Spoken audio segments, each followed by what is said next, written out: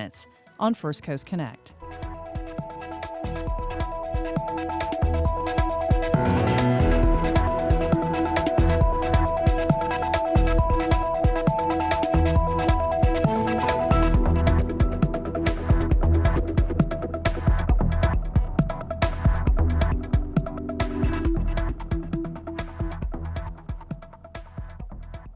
After the day's news.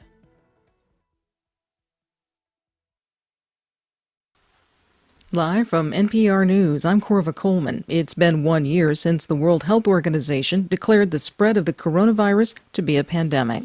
President Biden will address the nation tonight to mark the somber anniversary. U.S. immigration officials say unaccompanied migrant children are crossing the southern border in growing numbers. NPR's John Burnett reports there's not enough places to put all the minors who are traveling alone. We've been here before under former Presidents Obama and Trump, and now it's happening to President Biden. Last month, border agents apprehended nearly 350 youths a day fleeing violence and poverty in Central America, a jump of 80% from January. As many as 3,000 are being held in bare-bones Border Patrol cells until space can be found to move them into permanent children's shelters. Some of the teenagers are held beyond the court-ordered 3-day limit. Immigrant advocates say Trump shut down the border, and so there's a predictable backlog of asylum seekers trying to get into the country. Conservatives say Biden cannot control the border, and a humanitarian crisis is looming.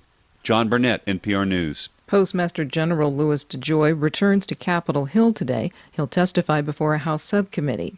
NPR's Windsor Johnston reports DeJoy is likely to face a number of questions from Democrats on the panel.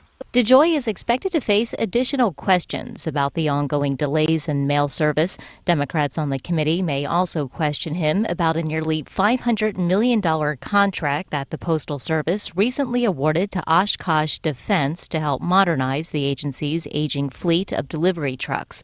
House Democrats have urged the Biden administration to put a hold on the contract until an investigation can prove there was no inappropriate political influence in the award. NPR's Windsor Johnston reporting. Today is the 10th anniversary of Japan's Fukushima nuclear disaster, and the cleanup continues. Abigail Leonard has more from Tokyo. Japan marked the day with a moment of silence and anti-nuclear protests. A decade ago, a 9.0 earthquake shook the east coast of Japan. That triggered a tsunami that slammed into the Fukushima power plant and caused 3 reactors to melt down and killed about 18,000 people. Japan's emperor and prime minister honored the victims at a ceremony in Tokyo. 40,000 people are still displaced, and survivors, particularly women, have faced discrimination. The government spent about $300 billion to rebuild the region, but says it will take billions more over several decades for a full cleanup. A recent earthquake in the very same location brought back distressing memories for many here, and the public remains highly skeptical of nuclear power. For NPR News, I'm Abigail Leonard in Tokyo. The U.S. Labor Department has released the latest report on weekly jobless claims. The number of people filing new unemployment claims last week fell to 712,000. This is NPR. And the time is now 4 minutes after 9 o'clock. This is WJCT News 89.9 in Jacksonville. State agencies, local governments, and others would be able to apply for grants to install electric vehicle charging stations under a proposal by St. Petersburg Republican State Senator Jeff Brandes. The grants would be paid for by an increase in license taxes for electric and plug-in hybrid vehicles. Brandes says the fees are needed because electric vehicle drivers don't pay the gas taxes, which fund Florida's transportation infrastructure. So we have to look for another more elegant solution in order to bring in revenue from these vehicles that use our roads just like the internal combustion engine vehicles use the roads. Owners of electric vehicles that weigh less than 10,000 pounds, like a Tesla, would pay an additional $135 flat fee for their tag, while owners of plug-in hybrid vehicles like the Chevy Volt would pay far less. Folks at the beaches will have a place closer to home to get a coronavirus vaccine. The Carver Center on 5th Street South in Jacks Beach will start offering vaccinations Sunday to seniors 65 and older, frontline healthcare workers, And teachers, law enforcement officers, and firefighters who are 50 and older. Starting Monday, the general age drops to 60. No appointment is necessary, and people will be able to choose between the Pfizer and the Johnson & Johnson vaccines.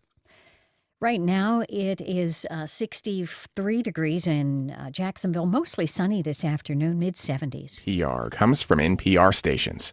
Other contributors include Merrill. Merrill Guided Investing helps manage a client's portfolio. MerrillEdge.com/investing goals. Merrill Lynch, Pierce, Finner & Smith Incorporated, both a registered broker-dealer and investment advisor.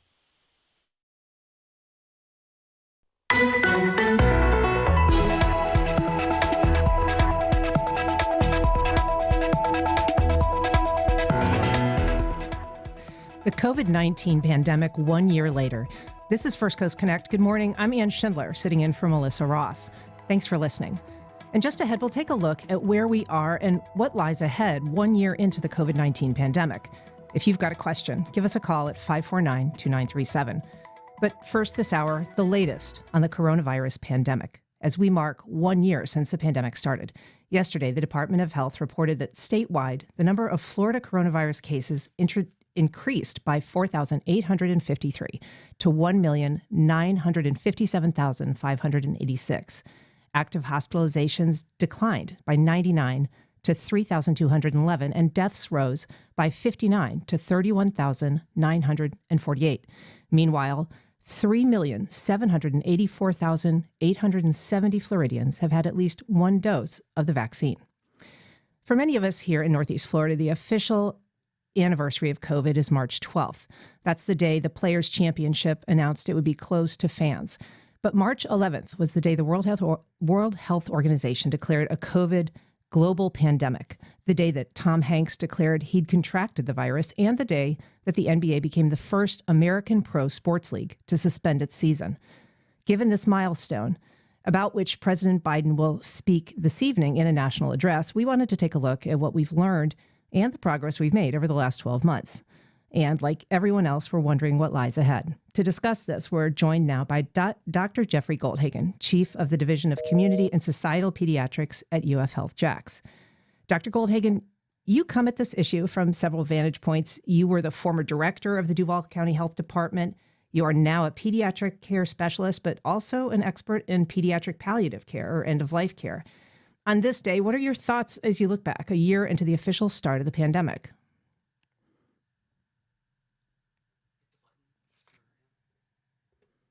Dr. Goldhagen, have I got you there? Yes, I'm here. Good morning. How are you doing this morning? I'm well. Thanks for the opportunity to talk with you and the folks in Radio Land. Thanks so much for being here. Sorry for the little glitch there. So we are looking back a year into this pandemic. Have you got any big picture thoughts that you think of looking back now that we're 1 year in? Well, we're 1 year into the pandemic. 5,000 people, as you said, have contracted the disease and are testing positive. We still have thousands of people being hospitalized. We have thousands of people that are still dying nationwide, and so this pandemic is not over. There's been a tremendous amount that we've learned, and in particular, we need to think of this pandemic as a lens that magnifies the inequities that currently exist and have existed. So the opportunity now, as we begin perhaps to emerge from the acute phase, is to really focus on what we've learned. Because this is not the last pandemic. We know that there are many viruses, hundreds of thousands of viruses that are lurking out there, any one of which could in fact be the next COVID-19, and some of which might be spread by mosquito and other insects and so on. So the real opportunity for us now is to learn the lessons that are available from COVID and identify the inequities that it has unmasked and address them. Mm-hmm. I wonder, you talk about, mosquito-borne illnesses. There was a time when Zika seemed to be the next looming pandemic. I wonder what has surprised you about the evolution of this virus and the way that it's been received. Well, I think what's surprised me, but maybe not so much, is the American public's response to it, and how politicized the virus became, and the response to the virus, and the lack of a cogent and rigorous response that resulted in 500,000 plus deaths, that somehow the American public has been able to push into their unconscious and not respond. And so I think that really is the lesson for public health. How do we prepare the public to respond to emergencies and urgencies that result in the deaths of hundreds of thousands of people, even within our own 6-county region? Duval County, the mayor implemented a mask requirement early, which was courageous and the appropriate approach. Other counties around did not. And so even within our own community, we can see the differences in approaches to this disease. It's really important to understand, just before the pandemic hit, there was a study actually in a cave out in China that identified 400 different viruses that hadn't been identified before. And then they looked at the blood of the villagers around that cave and found that many of them had been exposed to those viruses, and that fought them off. But any one of them could have been as bad as COVID or worse. And so the real issue for us is to develop a public health approach that will be valid and successful in the future. The other part of what we're experiencing is the almost complete dismantling of public health across the country, but in particular in Florida and in particular in Duval County. So when this pandemic hit, we were not able to respond because of political decisions that had been made to dismantle the public health system, and it was not able to respond, resulting in significant morbidity and the deaths of thousands of people that did not need to die. I wonder about that. I mean, obviously, we've discussed that, and I know working in media, we've experienced a lot of frustration in terms of being able to get answers from our local health department or our state health department. In fact, just this week, we saw the FEMA site at Gateway, which had been providing daily numbers of how many people were coming and getting vaccinated, cease when the state pulled back control about who is going to disclose those numbers. So it went from like a daily update, which had some not entirely flattering numbers, honestly, the first couple of days, although there was a big uptick on Monday. But that control that that the state seems to want, and the defunding that I think precipitated some of this inability to cope with this pandemic. What is the motive behind that? Do you have any sense? I mean, obviously, you've got a big background in public health. You worked with the health department for years. What's motivating that? That's a really good question. What motivated the defunding of public health, not only in Florida and not only in our own community, but nationally? The only explanation is that it is a political decision made to ensure that there is centralization and control of messages and control of funds at the state level. And it's the antithesis of what public health is. Public health is local. All public health is local. And the irony is that Florida years ago had amongst the best health departments, state health departments in the country, because it was decentralized. There were 67 counties in Florida. There were 63 health departments. All of them had a close working relationship with the local community. Many of the municipalities thought in some ways that the health department was theirs. And there was there were experts at the state level that provided expertise and consultation to the local health departments. And it was a superb system, in part honed to that degree by the response to hurricanes and, interestingly enough, by the necessity to prepare after 9/11. How do we get back to that? I mean, what's made to dismantle it? How would we recover a more robust public health system that you say is needed to kind of prepare for future pandemics? Well, these are political decisions that were made, and the public needs to demand that, in fact, public health be refunded and that it become robust in order to be able to protect them from this disease. I can tell you very definitively that with a robust public health system, we would not have experienced the mortality and the pain and suffering that we experienced. There's knowledge and expertise and experience out there to have prevented what we have experienced, and you don't have to look any further than other countries who generated a robust response. And the U.S., with all of our expertise and with all of our resources, had undoubtedly the worst and most devastating response among high-income developed countries around the world. And the death of hundreds of thousands of people could have been prevented. The time that this is occurring in, we are talking often about it being, an age of particular misinformation. I wonder if you think that played a larger role in terms of the difficulties in getting this, preventing the spread of COVID, or if you think that it's just something more fundamental in human nature that is resistant or subject even to peer pressure in the most basic sense, and when it comes to things like masking or vaccinations?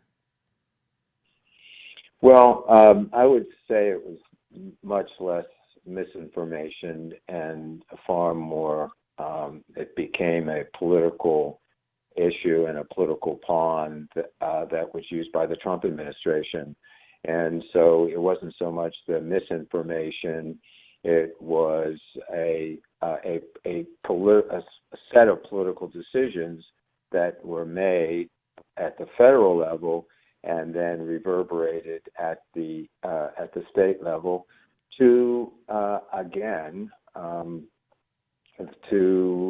that resulted in significant mortality and morbidity. And we're seeing now, and I want to move from the politics of it to just the sheer focus of what we're seeing now, and that is a robust response.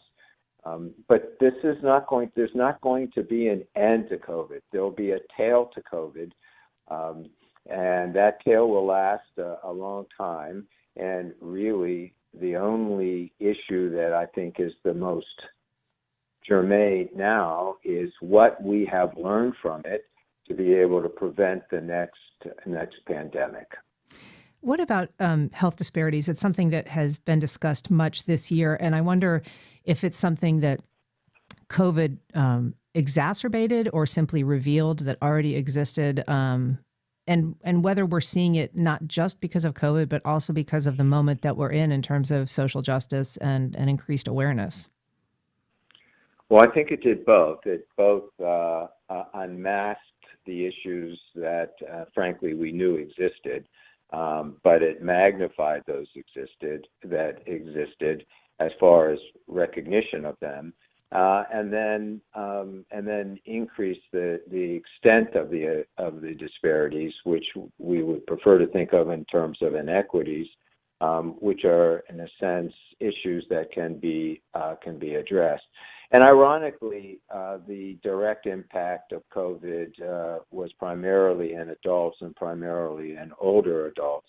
The indirect impact has been far more impactful on children than adults.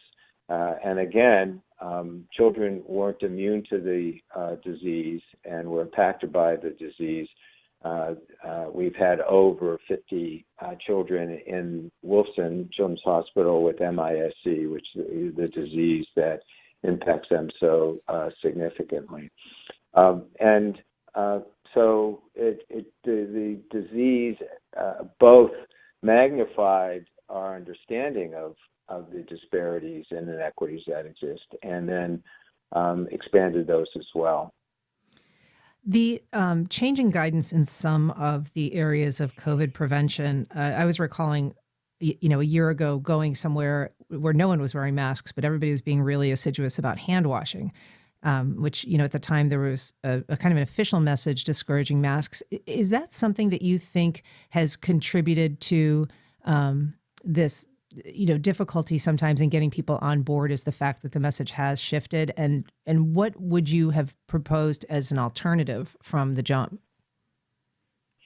Well, I think that's part of the issue, but it's all part of learning. It's all part of science. It's all part of public health. The more you learn, the more it impacts the messaging. But I think what was even more critical was the diversity of messages, the inconsistency of messages, the lack of a consistent message from the federal government. The issues that we saw every night on television, where we had the administration saying one thing and the experts like Dr. Fauci saying another thing. So it became a complete disarray of messages, and people really didn't have an understanding or a sense of who to listen to. And so I think it was that issue which was primarily had the primary impact. The other issue, which I think is really very germane now, which is the inequity in the distribution of vaccine. And somehow our elected officials have assumed that if they opened up testing sites, number one, and now immunization sites, number two, that is the extent of what the responsibility is. But in fact, it's only part of it. It's certainly necessary, but not sufficient. We need appropriate messages that are geared to the communities that are most at risk. And we started a consortium called the Population Health Consortium of Northeast Florida that has brought together multiple medical and health organizations like the Duval County Medical Society, the Northeast Florida Medical Society, which is the organization of Black physicians in the community, to try to fill that gap. And we've had community conversations, we're trying to learn what people think about the vaccine, and are fashioning and structuring messages that are specific to the communities that need to be addressed. So if there's a vacuum of appropriate messaging to at-risk communities, those communities will fill the void, and others will fill the void with misinformation. So part of it is misinformation, but the reason why misinformation is allowed to expand is because there's been a deficiency of appropriate messaging to those communities. And that's something that needs to happen immediately, because what we're seeing is that the communities that are most at risk are the ones that are not being vaccinated. And we attribute that to vaccine hesitancy, and that's because of X, Y, and Z, which is true, but it's also because we haven't taken the time and worked really hard to fashion appropriate messages for those communities that are most at risk.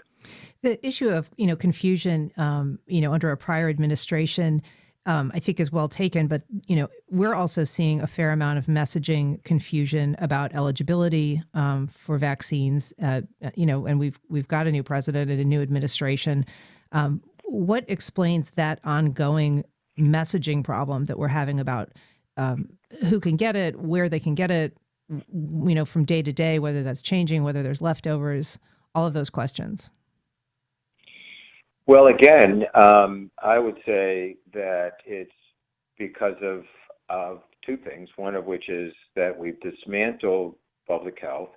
There is no single messenger There's not a representative of the Duval County Health Department, which is now the Florida Health Department in Duval. There's no single messenger. We have, with all due respect to our politicians, in particular Mayor Curry, who was courageous and implemented the mask requirement. He's not a public health official. He's not a public health expert. And we have had a lack of a singular appropriate message coming from the public health department. So as a result, there are multiple messages coming in from multiple entities, from the health department, from the city, from the state, from the federal government, and there's been no consistency in messaging, which is a primary principle of public health. And we think of it in terms in public health of high risk, low trust communication. And there's a whole science there's a whole science about how do you communicate in high risk, low trust environments, and we haven't had that available to us at the federal level, at the state level, and at the community level. Yeah. Let's look ahead a little bit and see what your thoughts are about, first of all, whether you're looking forward with some optimism now that we're starting to see vaccinations on a much larger scale, and perhaps some of the more vulnerable people from a health standpoint getting those shots. What are you seeing ahead in the next weeks and months that gives you a cause for hope? Well, that's a really difficult question. So if everything remained the same, there is certainly going to be improvement over time, number one. But number two is there are still thousands of people that are dying. That's number two. Number three is we still are at significant risk of variants and variants of this virus taking hold. We know that about 20+% of new cases now in Florida are the variant. Any one of those current ones, but in particular new ones, could result in a lack of efficacy of the current vaccines. So now's not the time to lower our guard, and that's the most concerning to me. It's like a person, getting chemotherapy with a cancer. The cancer is chemotherapy is working, and the person's feeling better. And then the decision's made, let's stop chemo by the individual. Let's stop chemotherapy because I'm feeling better. And then the cancer comes back in a way that is perhaps more vicious than it was before. I think that's where we are right now. And what we're seeing across the country and in Florida is that people are lowering their guard, which will just create an environment that is conducive for the variants to take hold. And I'm really disappointed in our governor who, Florida came out a couple of weeks ago. Florida was the only state in the country that didn't have a plan. Our governor seemed to think that was really very appropriate and the appropriate place to be. We have not had a plan. And now is not the time to disregard that opportunity. We need to learn from the experience we've had, and really take the time to put those plans in place. And if it's not going to happen at the state level, then we need to make that happen at the local level. Well, lots of lessons learned in the last year. Dr. Jeffrey Goldhagen, Chief of the Division of Community and Societal Pediatrics at UF Health JAX. Thank you, Dr. Goldhagen, for being with us this morning. Yeah, and let me just take one step back and thank you and the media and our community for really taking the lead in communicating to our community. And the role that you all play is incredibly important, in particular with the void of public health messaging. And so we as a whole community need to thank you all. Well, thank you too. Your voice is a very central part of this whole discussion that we've been having, so we do appreciate it. Thank you, Dr. Goldhagen. Take care. Bye. Later, what a possible increase in Duval County's gas tax might mean to you. But up next, new research into critical thinking.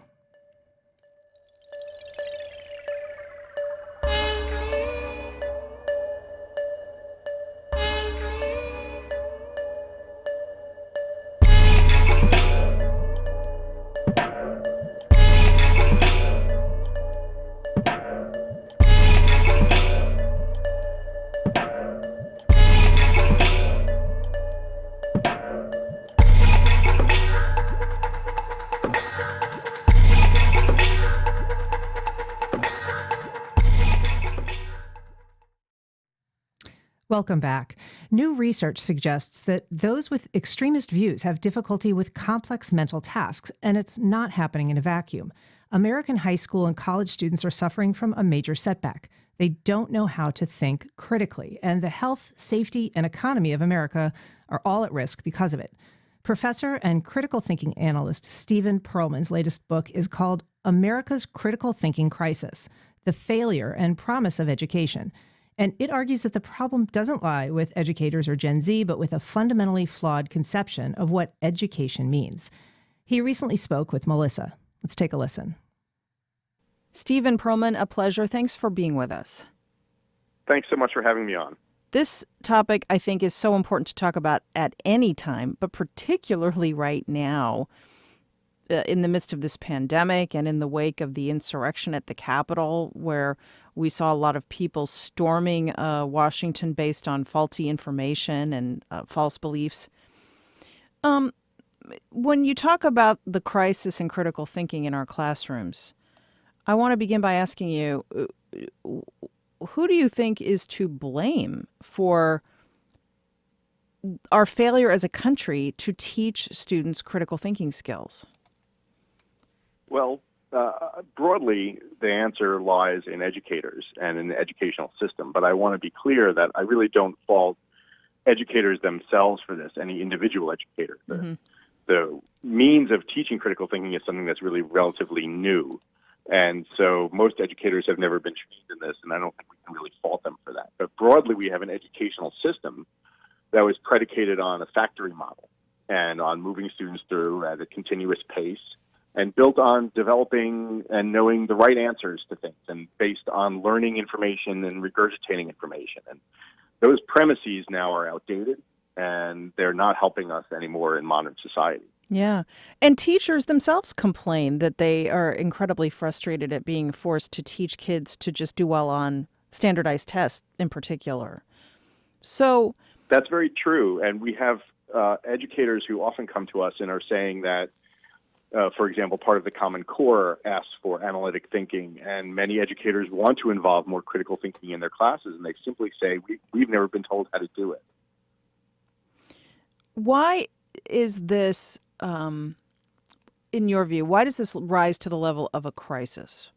That we're raising children in a time of incredibly fast technological and social change. We're raising them on this outdated education model. What are the consequences that we could be facing?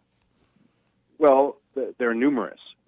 First of all, let's just look at it from a matter of what we're doing to our children. And what we're really doing is harming them in education to a great deal. That we know that, for example, the mere taking in and regurgitation of information, being lectured to, actually hurts the brain. It's stunting the growth of the brain, and it's sort of, in effect, painful for the brain. So on that level, it's a crisis, because we're not only just not doing something positive for students, we're actually hurting them. And that has to be acknowledged and has to get more attention.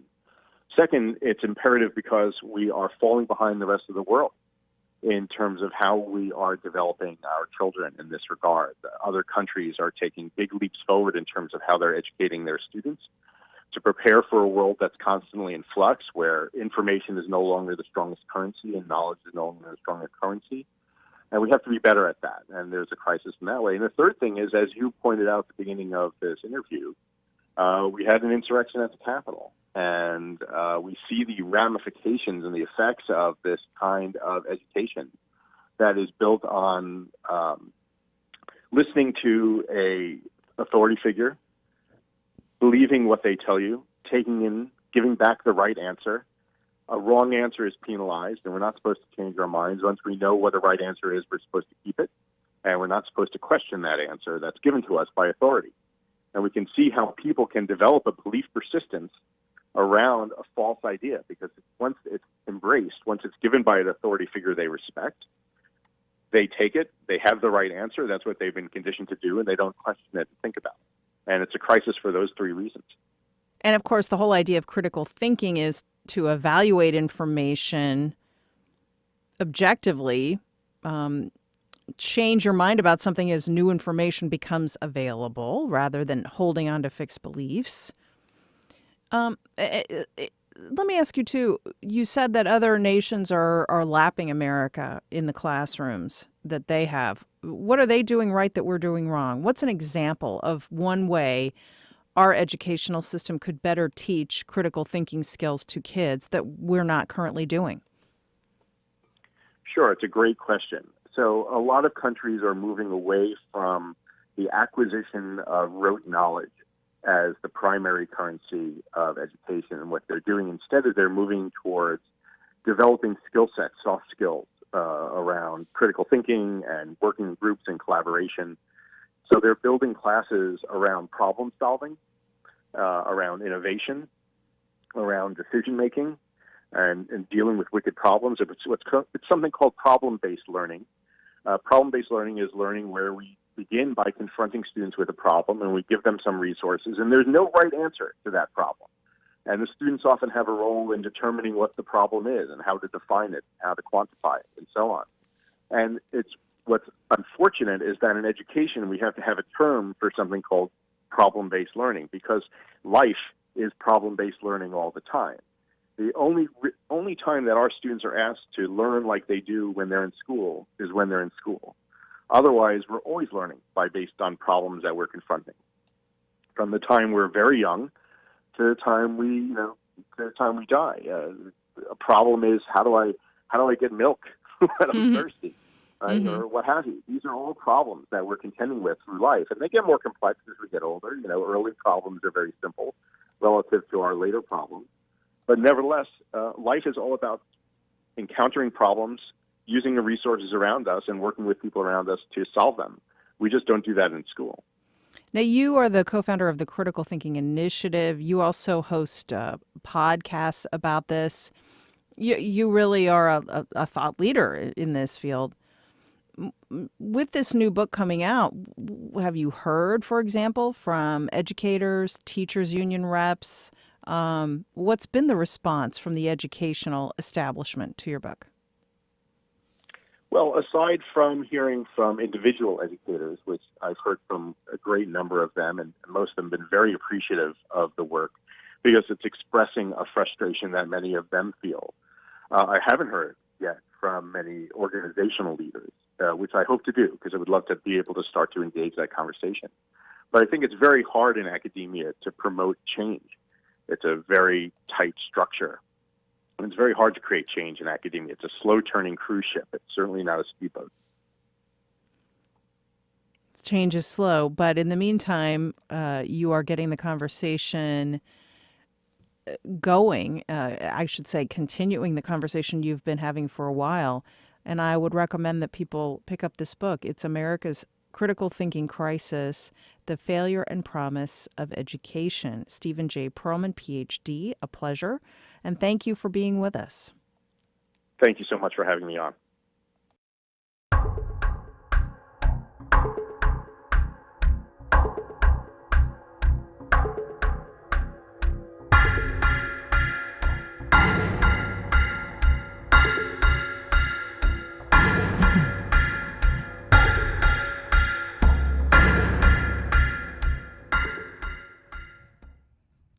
Some big news this week. Mayor Lenny Curry and the Jacksonville Transportation Authority have been discussing the possibility of doubling the city's local gas tax with city council members. The proposed increase would help cover a number of transportation projects around town. Reporter David Bauerlein has been covering this story for the Florida Times-Union, and he's on the line now with the latest. Good morning, David. How are you? Good morning, Ann. Very well, thank you. How are you? I'm good. Thanks a lot for being with us this morning. You have been reporting into this story for the last couple of weeks, is my understanding. How did you learn that this project, this proposal was in the works? And tell us a little bit about what it would mean. So the mayor has talked about it, not in specifics, but a couple of weeks ago, he was talking about some new septic tank funding to complete some projects that were promised actually a few years ago.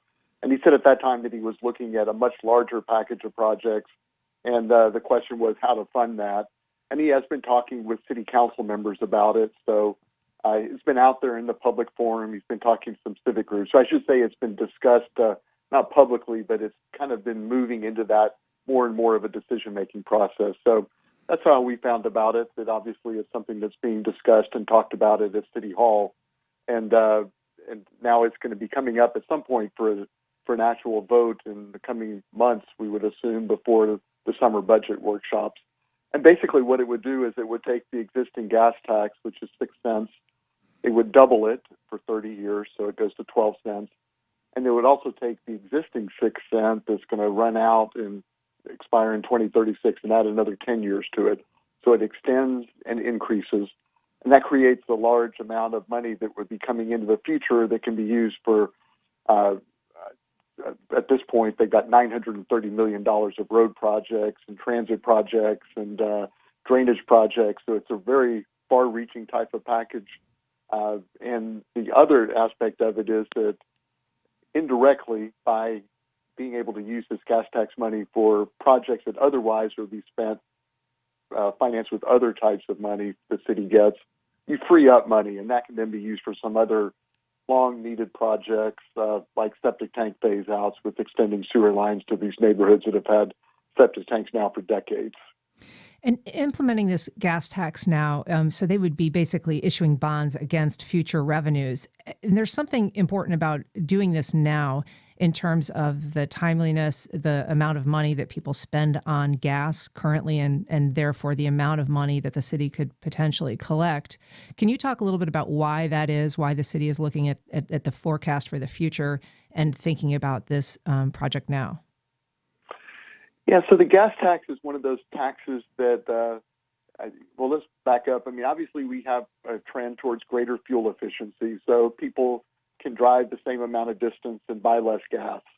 And then every time you turn around, there's another commercial on TV, it seems, for electric vehicles. So that's a trend, and obviously you're not going to the gas pump at all with that. So there's this thought that as time goes on, the gas tax is going to be limited or constrained by those kind of factors.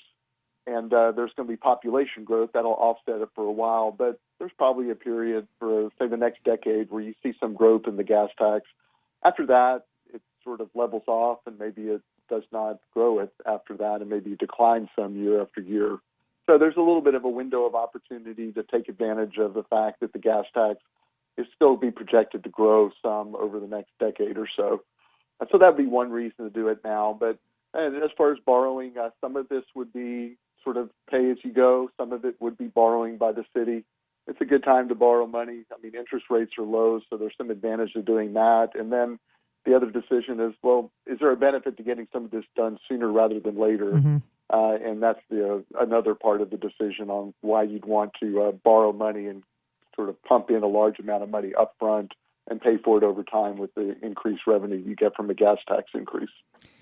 There are obviously a lot of infrastructure needs in the city of Jacksonville. And also, I would guess there is some calculation on the part of the mayor about trying to create a little bit of a legacy for his administration. There has been, in the past, needs that have been met, like the Better Jacksonville Plan, which is another big sort of public works project paid for with tax. Is there something about well, let me ask you first of all, kind of the mayor's considerations here in terms of what he's trying to create. And then I'd like to talk a little bit about how the city budget is structured in so far as it becomes reliant on these external taxes to pay for basic functions. Yeah, so the single biggest source of revenue for the city budget is the property tax, which is something that people are reluctant to increase the property tax rates for. It's been the same now for several years. Now, having said that, it's probably on the high end of what it's been over the last couple of decades, for instance. So people don't really like to raise the millage rate, the property tax rate. So you look at other types of revenue sources, and that's where you come into things like the sales tax, the gas tax.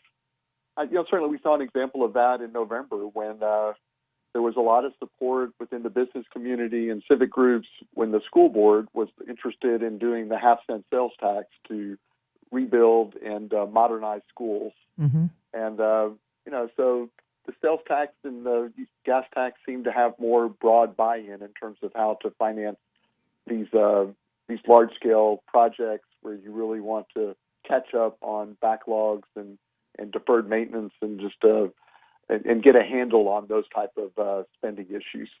It's almost like it's harder to get the millage rate to go through. That's something that affects people differently, and you can argue the gas tax, sales tax, that's paid for as well by people who don't actually live in the county but spend a lot of time here as commuters or visitors.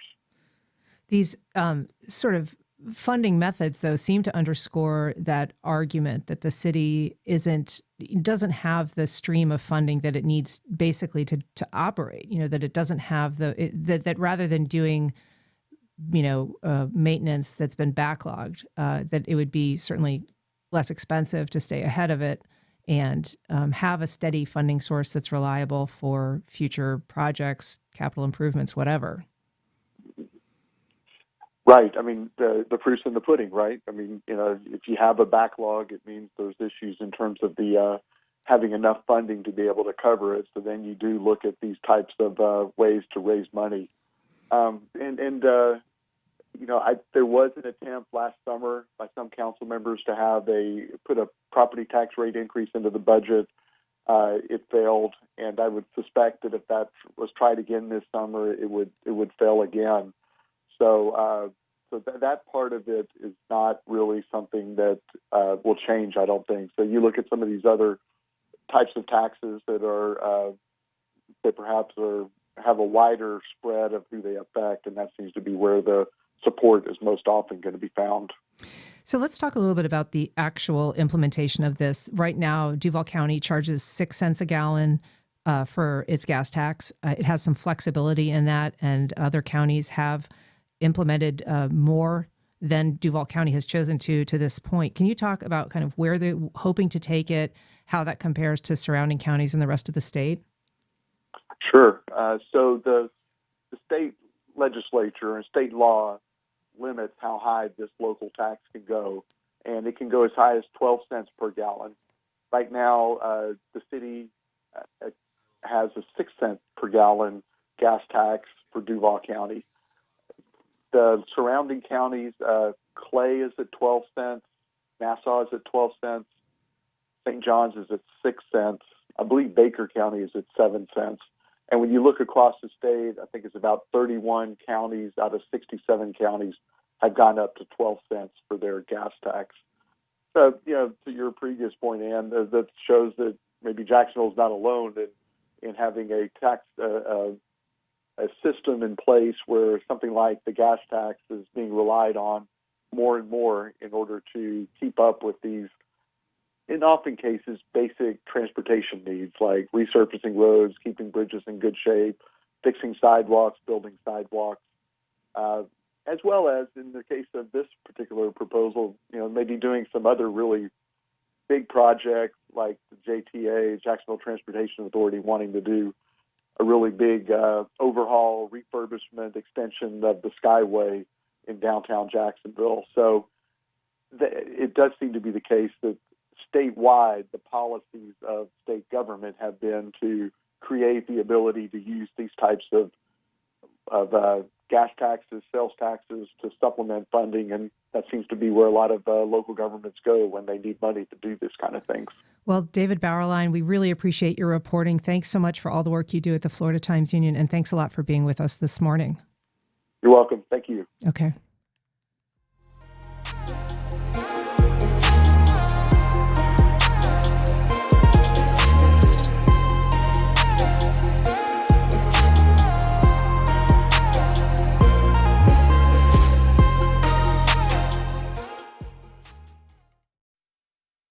Congaree and Penn, dedicated to agriculture and culinary endeavors, offering field-to-fork dining and outdoor experiences on over 300 acres. Sip, dine, explore. Information at congareeandpenn.com. WinGuard Marketing and Communications Agency, serving Jacksonville businesses and nonprofits since 2008. Services include branding, media buying, advertising, public relations, and digital marketing. More information can be found at wearewingard.com. I'm Tanya Mosley. And I'm Peter O'Dowd. A proposed law in Kentucky would make it illegal to insult a police officer. Many say the bill would threaten freedom of speech. Also, 1 year ago, the NBA canceled all games and suspended the season after a player tested positive for coronavirus. That's next time on Here and Now.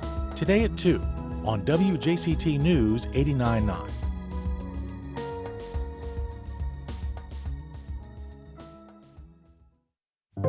On the next Fresh Air, Jon Batiste. He's the music director and band leader on The Late Show with Stephen Colbert, and he composed, arranged, and performs the jazz in the animated film Soul. In New York, after George Floyd was killed, he led peaceful protesters in hymns and songs. Now he has a new album called We Are. Join us. Today at noon on WJCT News 89.9.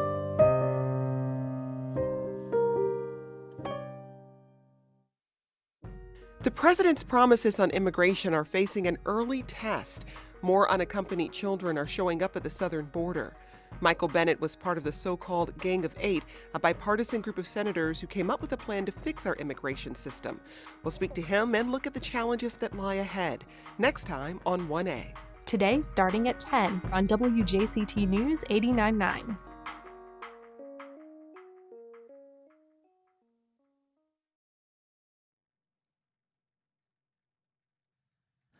Welcome back. The Safe Future Foundation is helping hundreds of families by providing food and diaper donations in our area. Melissa recently spoke to Elvina Toby, who's with the foundation, and spoke about their mission. Let's listen. Hi, Alvina. Good to talk to you. Thanks for being with us. Hi, good morning. Thank you for having me and allowing me to share our foundation and what we provide and do for the community. Thank you. And you've already had amazing success with the Safe Future Foundation in 2020, giving out food, diapers, helping hundreds of families. Tell us a little bit about what you've been doing. Absolutely. Yes, we've given out food and diapers, sanitary pads to families and particularly mothers in need. Our Safe Future Foundation, it started with hosting our free community baby showers. And we determined after interacting with mothers at our community baby shower that there were more services that was needed for the moms that attended. And so after much planning, we decided to go ahead and launch our diaper bank and food pantry. And so now the same mothers that attended our community baby showers, they actually come and receive diapers and also food and other basic necessities that they struggle with. And due to COVID, COVID really exacerbated those issues and some of the issues that the families were going through. And so the families, the many mothers, they found great relief from coming to our organization, being able to receive those supplies. Let's talk a little bit more about the diaper need. People underestimate just how great it is. Can you share a little bit about why this is such a critical problem? Well, it's really tough and challenging, especially with COVID. But 1 in 3 U.S. families struggle with diaper need. And after our community baby shower, we found that it was so many mothers, they never knew what a diaper bank or what diaper need was, what it was exactly until they were able to see our organization provide diapers. And they thought, well, hey, we could really use this. And then we also had other organizations such as Episcopal Children's Services partner with us. And they also share the huge need that they see their families also struggling with because they do home visits, and they visit mothers and parents doing their home visits. And so they also shared with us the importance of diapers and other basic necessities that their families needed. So we also partner with Episcopal Children's Services, and so they come to all of our events, and we provide diapers free to the community. And due to COVID, all the families, participants remain in their vehicles, and they come through the vehicle at our distributions, and we give them diapers, food, and other supplies that they may need. How can people support the Safe Future Foundation? Hopefully there won't be as much need for it this year, but there's always a need. Yes, there's always a need. We do, okay, so the second Saturday, that's our staple. We're there every second Saturday at the Duval County Health Department. That address is 515 West 6th Street, Jacksonville, Florida, 32206. And it's also listed on our website at asafefuture.org. They can go under our events and see where we're going to be at, because we're not only at the Duval County Health Department, but we also travel throughout the community and do pop-ups at other areas such as the YMCA, My Angel Kids Pediatrics, to where we go and give out other supplies as well. So if a family is in need, they can go on our website and also our social media page and see where we're going to be at. People, they can also support us. We have a diaper drive that we're doing. They can go on yougivegoods.com/SafeFuture Diaper Drive, and also our Walmart Registry for Good wish list. They can purchase supplies to help us continue giving out diapers and other baby essentials. When they purchase those supplies, it comes directly to our warehouse. Directly to the warehouse. Thank you Yes. so much, Alvina Toby of the Safe Future Foundation. Thanks for Thank you. sharing this with our listeners. Thank you so much. Thank you for having me. Well, that's our program. Thanks to all of our guests today and our producer, Heather Schatz. Josh Torres is our director. Our news director is Jessica Palumbo, and Bill Bortsfield is our digital editor. If you've got questions or comments about First Coast Connect, please send an email to firstcoastconnect@wjct.org.